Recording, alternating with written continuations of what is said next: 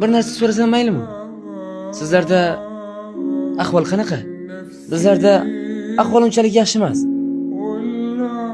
Sababi ayollar o'z vazifasini, erkaklar o'z vazifasini unutib qo'yishdi. Shunaqa. Sizlarda ahvol qanday? Bizdagi ahvol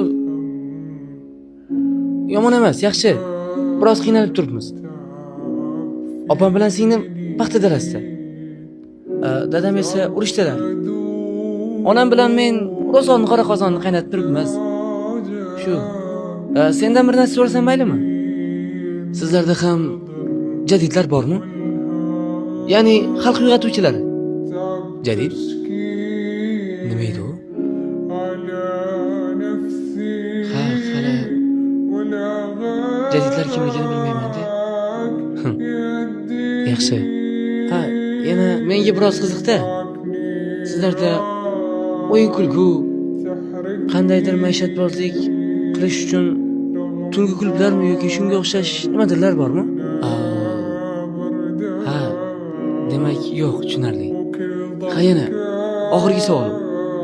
Sizlarda ahillik qanday? Ya'ni xalq ahilligi. Ha, bizda ahillik yo'q.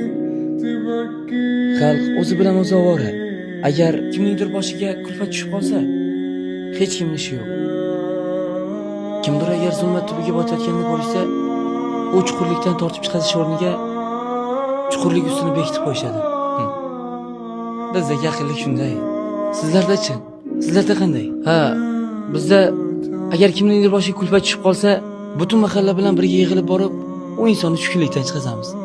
Agar kimningdir uyi abgor ahvolga kelib qolgan bo'lsa, hashar yo'li bilan uni qayta tiklaymiz. Xullas, xalqimiz juda ahil, inoq. Shunisiga ham shukr. Qayana? Sizlardagi eng qimmat narsa nima? Ha, bizdami? Hozir. Bizdagi eng qimmat narsa mana shu jin urgan matoq. Odamlar buni sotib olish uchun 1 yil ishlashadi. Shu biz uchun eng qimmatli narsa. Bizda eng qimmatli narsa otamdan kelgan xat. O'qishni bilmayman-u, lekin onamning biroz soatlari bor. O'shanga har tunda o'qib beriladi. Qayta va yana qayta. Shu biz uchun eng qimmatli narsa.